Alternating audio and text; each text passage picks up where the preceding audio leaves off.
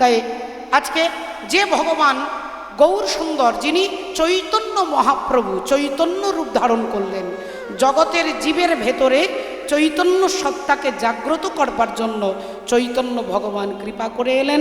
তিনি বললেন ভগবত তত্ত্ব বুঝতে গেলে নাহং প্রকাশ সর্বস্ব যোগ মায়া সমাবৃতা মূঢ়য়ং নাভিজাতানি লোকো মামজ্জমব্যয়ম। গীতাতে ভগবান কৃষ্ণ অর্জুনকে বলছে, অর্জুনকে বলছেন যে হে অর্জুন, রাধে রাধে, আমার লীলা এমনি এমনি শুধুমাত্র কলেজের ডিগ্রি থাকলে, শুধুই জড় জগতের শিক্ষা থাকলে এ লীলাকে আস্বাদন করা যাবে না। অব্যক্তং ব্যক্তিমাপন্নং মনন্তে মাম বুদ্ধয় পরং ভাবা জানন্ত মনোব্যয় মনুত্তমম নাহং প্রকাশ সর্বস্ব যোগমায়া সমাবৃতা মূঢ়য়ং নাভিজাতানি লোকো মামজ্জমব্যয়ম। আমাদের অনেক কিছু জানতে হবে না মা, চৈতন্য ভগবান যেটা বললেন আমরা সহজ সরলভাবে সেটাই দেখব। আমরা অনেক কিছু আমাদের পক্ষে জানা সম্ভব নয়। মহাপ্রভু বললেন হরের নাম হরের নামৈব কেবলম কলো নাস্তেব নাস্তেব নাস্তেব গতিরণ্য। বলেন এই কলিযুগে হরিনাম ছাড়ার অন্য কোনো গতি নেই। আর সেই হরিনাম করিতে করিতে যদি মহাভাব আসে চিতে, এই হরিনাম করিতে করিতে যদি মহাভাব আসে চিতে, রাধে রাধে, সেই হরিনাম আস্বাদন করবার জন্য আমরা সবাই একত্রিত হয়ে গেছি। পদকর্তা কি বলছেন? আরে মোরো গোরা দ্বিজ মণি শ্রী শচী নন্দন আজ পারিষদ সঙ্গে চলে আনন্দে মগন। আজ পারিষদ সঙ্গে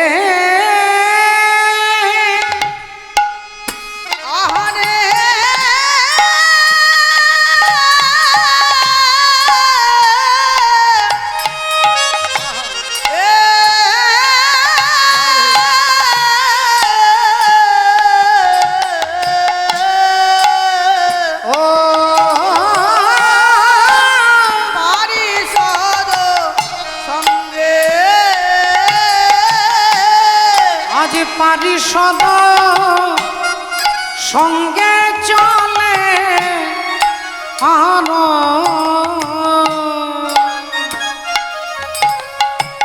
গোরায় আমার আনন্দে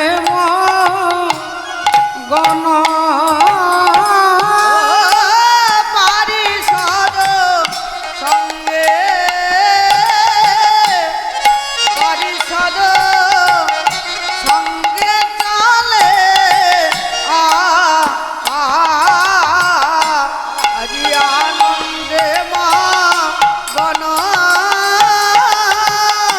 গোরার মনেতে পড়েছে বলি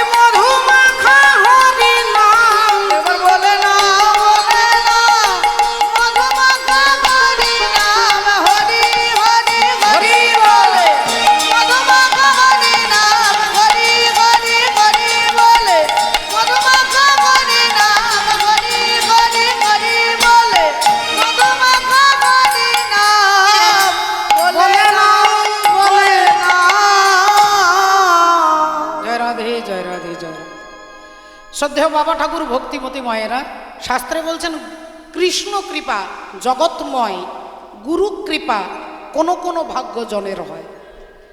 কৃষ্ণ কৃপা চোরের ওপরেও আছে, সাধুর ওপরেও আছে, ভদ্রলোকের ওপরেও আছে, অভদ্রের ওপরেও আছে, কিন্তু গুরু কৃপা সকলের হয় না বাবু। রাধে রাধে।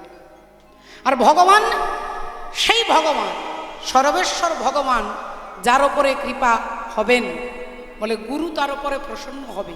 এ কথা যদিও সত্য। রাবণ রাজাকে আপনারা জানেন, রাবণ রাজার তার যেমন ক্ষমতা ছিল সাধনার, তপস্যার, সমস্ত বলে তিনি বলিয়ান, সমস্ত দেবতাদেরকে তিনি নিজে করায়ত্ত বেঁধে রেখেছে। মা সরস্বতী, সৃষ্টিকর্তা ব্রহ্মা, বাবা ভোলেনাথের তিনি হচ্ছে শিষ্য, শিব ঠাকুরের শিষ্য হচ্ছে রাবণ রাজা। সমস্ত দেবী, সমস্ত দেবতা যার ইশারায় চলে, যার ইশারায় বলে, সেই রাবণ হরিবল তিনি নিজেকে রক্ষা করতে পারলেন না। কেন না, যখন ভগবান রুষ্ট হবে তখন কেউ বাঁচাতে পারবে না। হনুমান বলেছিলেন রাবণকে যে রাবণ, তোমার জীবনের বেলা চলে যাচ্ছে, এখনো যদি নিজেকে রক্ষা করতে চাও তাহলে নিজেকে ভগবত চরণে নিবেদন করো। রাবণ হুঙ্কার দিয়ে বলেছিলেন যে আমার বাড়িতে টিউশন পড়ানোর জন্য সৃষ্টিকর্তা ব্রহ্মা আসে, আমার ঘোড়াগুলোর ঘাস কেটে দেওয়ার জন্য যমরাজাকে আসতে হয়, আমাকে প্রতিদিন মালা একটা গলায় পরিয়ে দেওয়ার জন্য দেবরাজ ইন্দ্রকে আসতে হয়। ইন্দ্র প্রতিদিন এসে আমার এই গলার মালাটা গেঁথে দিয়ে চলে যায়, আর তুই আমাকে জ্ঞান দিচ্ছিস। রাধে রাধে। অহংকারী ব্যক্তির সব থেকে বড় দুর্বল পয়েন্ট হচ্ছে কেউ যদি তাকে জ্ঞান দেয়, জ্ঞান দিলেই তার মেজাজ গরম হয়ে যাবে। অহংকারী ব্যক্তি সব সইতে পারবে, কিন্তু কেউ যদি উপদেশ করে, কেউ যদি একটা অন্যায় তুলে ধরে, বলে তার সব থেকে বেশি মেজাজ খারাপ হয়ে যায়। রাবণ বললেন তুই আমাকে জ্ঞান দিচ্ছিস। তখনই হনুমান বুঝলেন যে বিনাশ সামনে চলে এসেছে। যখন বিনাশ সামনে আসবে তখন গুরুর কথাও ভালো লাগবে না, ভক্তের কথাও ভালো লাগবে না, সাধুদের কথাও ভালো লাগবে না, আর অন্তিমকালে বলে রাবণের বিনাশ হয়ে গেল। তাহলে আপনি ভগবানকে বাদ দিয়ে আপনি আর যার সেবা করেন, অপরাধ কিছু নয়, কিন্তু ভগবান যদি রুষ্ট হয়ে যায়, কোনো দেবী, কোনো দেবতা আপনাকে রক্ষা করতে পারবে না। তাই যদি পারত তাহলে রাবণের ভদ্রকালী, তিনি ভদ্রকালীর উপাসক, তিনি মা কালীকে খুশি করেছিলেন, তিনি বাবা ভোলেনাথকে খুশি করেছিলেন, কিন্তু তার বিপদকালে কেউ তাকে রক্ষা করতে পারল না, ভগবান রামচন্দ্র তাকে দমন করলেন। হরি হরি বল, হরি বল। এই ভক্তিমতী মায়েরা, আমরা ধ্বংসের দিকে যাব না। গৌর সুন্দর জগতের জীবের জন্য প্রেম নিয়ে এলেন, প্রেম নিয়ে এলেন। রাধে রাধে। তাই চলুন আজকে একবার নিতাই গৌর সীতানাথ ব্রহ্মানন্দে হরি হরি বল, হরি বল। তাহলে ভগবান গৌর সুন্দর তিনি দুষ্টুকে মারবার জন্য আসছেনি, দুষ্টু তাকে, চোরকে মারতে আসেনি। চোরের চুরি করার মানসিকতাটাকে, চুরি করার মানসিকতা তাকে বিনাশ করবার জন্য ভগবান গৌর সুন্দর এসেছে। আমরা যুগে যুগে অন্যান্য ভগবানকে দেখেছি। সত্য যুগে ভগবান মূর নামক অসুরকে মারলেন, ত্রেতা যুগে রাবণকে মারলেন, দাপর যুগে কংসকে মারলেন, কিন্তু গৌর সুন্দর কাউকে মারলেন না। তিনি কি করলেন না, দুষ্টু ব্যক্তির দুষ্টু মনোবৃত্তিটাকে ধ্বংস করবার জন্য তিনি এলেন।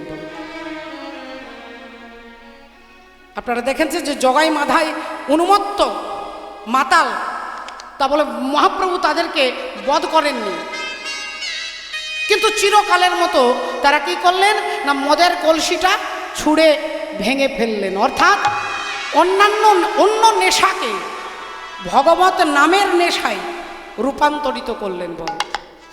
জগাই মাধায় হয়ে গেল পরম ভক্ত। তাহলে দেখুন, চুরি করার মানসিকতাকে, দুষ্টুকে মারতে নয়, দুষ্টুমি করার মানসিকতাকে ভগবান গৌর সুন্দর তিনি বিনাশ করবার জন্য চৈতন্য রূপ ধারণ করে এলেন। আজকে কি করছেন না, ভক্তদের সঙ্গে নিয়ে সুরধুনী তীরের ওপর দিয়ে যাচ্ছেন। সামনের দিকে, তাকাচ্ছেন পেছনের দিকে, সামনে যাচ্ছেন, পেছনে তাকাচ্ছেন। বলে পেছনে কি আছে না পেছনে সুরধ্বনি গঙ্গা রয়েছে। আজি সুরধ্বনি পানে গোরা ঘন ঘন চাহে, আজ সুরধুনি পানে গোরা ঘন ঘন চাহে, সুরধুনি পানে গোরা ঘন ঘন চাহে, সুরধ্বনি পানে গোরা ঘন ঘন চাহে, সুরধুনি পানে গোরা ঘন ঘন চাহে। নাগদ মনের কথা পড়ে গেল মনে, আজ নাগদ মনের কথা পড়ে গেল মনে, নাগদ মনের কথা পড়ে গেল মনে। ঘন গর্জন করি বিশ্বম্ভর রায়, আজ ঘন গর্জন করি বিশ্বম্ভর রায়, ঘন গর্জন করি বিশ্বম্ভর রায়। আজ ঘন গর্জন করি,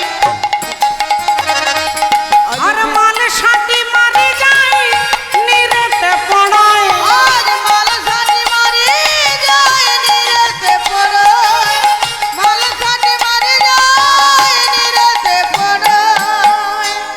ও বাবা, মালসাটি যারা ধুতি পাঞ্জাবি পরেন স্বাভাবিকভাবেই তারা জানেন যে সামনের আর পেছনের এই কোচা আর কাছা এই দুটোকে একসঙ্গে করে পিঠের দিকে পেছনের দিকে গুঁজে দিলে তাকে মালসাটি বলে। এভাবে মহাপ্রভু ধুতিটাকে ভালো করে বেঁধে আর এক লাফে সুরধ্বনি জলে ঝাঁপ দিয়েছে।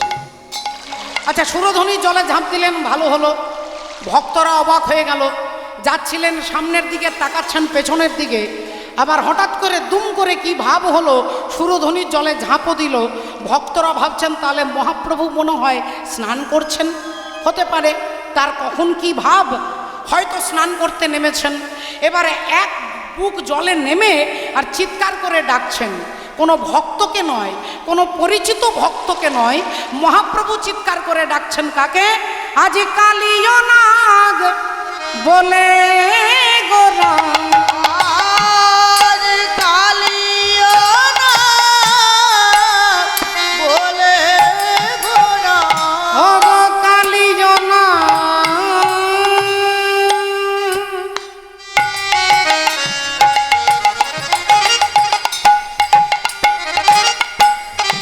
বলে গোরা, আজ কালিও না বলে গোরা, গোরায় আমার ডাকিতে লাগিল, প্রভু আমার বলি ডাকিতে লাগিল, ডাকিতে লাগিল, ডাকিতে লাগিল, বলি আই কালিয় নাগ বলে, ডাকিতে লাগিল, আই কালিও নাগ বলে, ডাকিতে লাগিল, বলি আই কালিয় নাগ বলে, ডাকিতে লাগিল, আই কালিও নাগ বলে, ডাকিতে লাগিল, হরিও আই কালিও নাগ বলে, সুরধুনি গঙ্গার তীরে, কালিও নাগ বলে, সুরধুনি গঙ্গার তীরে, আই কালিও নাগ বলে, ডাকিতে লাগিল। এবার ভক্তিমতী মায়েরা একটু ভালো করে দেখবেন। এখন আমার বাড়ি হচ্ছে পুরুলিয়া ডিস্ট্রিক্ট, বাঁকুড়া জেলার পরে পুরুলিয়া জেলা। এখন বর্তমানে আমি নবদ্বীপে নদিয়া জেলায় দাঁড়িয়েছি। পুরুলিয়াতে আমার মা আছেন। আমি যদি এখানে দাঁড়িয়ে এই মাইক্রোফোনে মুখ রেখে চিৎকার করে যদি মা মা মা বলে ডাকি, আমার মা কি শুনতে পাবেন মা? আরে না, কেন না, ডিস্টেন্সটা অনেক বেশি, অনেক দূরত্ব। এখানে দাঁড়িয়ে মাকে ডাকলে মা শুনতে পাবেন না। তাহলে চৈতন্য ভগবান কাকে ডাকছেন না কালীয়নাগকে ডাকছে। কালীয়নাগ ছিল বৃন্দাবনে আর মহাপ্রভু এসেছেন নবদ্বীপ ধামে। কালীয়নাগ আছে কালীদহে, যমুনার একটা দহে, আর চৈতন্য ভগবান সুরধ্বনির জলে ঝাঁপ দিয়েছে। কালীয়নাগ ছিল দাপর যুগে, চৈতন্য ভগবান কলিযুগে দাঁড়িয়েছে। তাহলে কলিযুগে দাঁড়িয়ে যদি কোনো কেউ দাপর যুগের প্রাণীকে ডাকে, তা সেই কালীয়নাগ কি শুনতে পাবে? ভগবান বললেন বললেন আমি ওই দাপর যুগের কালীয় নাগকে ডাকছি না। আমি বললাম সে কি, দাপর যুগেই তো কালীয় নাগ ছিল, কলি যুগে তো কোনো কালীয় নাগ নেই। মহাপ্রভু বললেন বারে, দাপর যুগে একটা কালীয় নাগ ছিল, তুমি তার খোঁজ রেখেছো, আর কলি যুগে লক্ষ লক্ষ কালীয় নাগ, তুমি তার একটাও খোঁজ জানো না। আমি বললাম না তো, আমি তো কখনো টিভিতে মোবাইলে খবরের কাগজে কালীয় নাগের কথা শুনিনি। বললেন কালীয় নাগকে তুমি দেখতে চাও? আমি বললাম হ্যাঁ যাই। বললেন তুমি তোমার ঘরের ভেতরে যাও, তোমার ঘরে যে ঘরে ড্রেসিং টেবিল আছে ওই আয়নার কাছে দাঁড়াও। আমি বললাম ঠাকুর আয়নার কাছে দাঁড়ালে তো আমি আমাকে দেখতে পাবো। ভগবান বললেন তুমি হলে কলিযুগের একটা আস্ত কালীয় নাগ। আমি বললাম তুমি আমাকে সাপের সঙ্গে কম্পেয়ার করলে, কালীয় নাগ একটা সাপ আর আমি একটা মানুষ, তার সঙ্গে আমার কোথাও মিল নেই। মহাপ্রভু বললেন তার সঙ্গে তোমার মিল আছে। কোথায় মিল আছে? বলে তার পা থেকে মাথা পর্যন্ত বিষ, সে দিন রাত্রি বিষের জ্বালায় জ্বলে, আর তোমার মতো কলির জীব তিনি দিবারাত্রি বিষয় বিষানলে জ্বলে। সে বিষের জ্বালায় জ্বলে, তুমি বিষয় বিষানলে জ্বলো। আমি বললাম ঠিক আছে, একটা না হয় মিলে গেছে। আচ্ছা ঠাকুর আর কি মিল আছে? তার তো মাথায় অসংখ্য ফণা আছে, কতগুলো ফণা গুণে শেষ করা যাবে না, অসংখ্য অসংখ্য ফণা। বলে তার যেমন আসে অসংখ্য ফণা, তেমন তোমার আছে অসংখ্য কামনা বাসনা। তার ফণাগুলো যেমন গুণে শেষ হবে না, তোমার কামনা বাসনাও গুণে শেষ হবে না। তুমি এক্ষুনি বলছো বাড়ি চাই, তারপরেই বলবে গাড়ি চাই, তারপরে বলবে একটা ছেলে চাই, তারপরেই বলবে ছেলের ছেলে চাই, নাতি চাই, জামাই চাই, এটা চাই ওটা চাই। তাই কালীয় নাগের ফণা যেমন অসংখ্য, তোমার কামনা বাসনাও অসংখ্য। তাই তোমার মতো কলির জীবকে লীলামৃত বরিশনে তরালো ভুবন, ওগো কিছু নাহি সমঝিল এ রাধাম, এ রাধা আজি এ রাধাম দাসে লীলা কিছু বুঝলো না গো। এ রাধা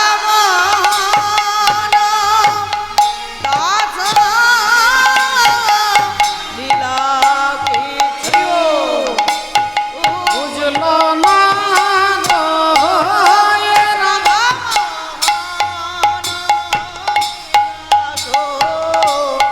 লীলা কিছু বুঝলো না গো। রাধা মোহন দাস লীলা কিছু বুঝলো না গো। এ রাধা মোহন দাস লীলা কিছু ও বুঝলো না গো, এ রাধা মোহন দাস লীলা কিছু বুঝলো না গো। এ রাধা মোহন দাস লীলা লীলা কিছু বুঝলো না গো, এ রাধা মোহন দাস লীলা কিছু বুঝলো না গো। এ রাধা মোহন দাস লীলা কিছু বুঝলো না গো। এ রাধা মোহন দাস লীলা কিছু বুঝলো না গো, এ রাধা মোহন দাস লীলা কিছু বুঝলো না গো। এ রাধা মোহন দাস হরি বল। লীলা কিছু বুঝলো না গো। আহা মরি এ রাধা। রাধা মোহন জয় জয় জগদ্গুরু, তুমি বাঞ্ছা কল্পতরু, সিক্ত কর তপ্ত মরু করুণা তোমার। তুমি মাতা তুমি পিতা, তুমি জগতের ত্রাতা, কেহ নাই তোম ভিন্ন ইয়ার। তুম ভিন্ন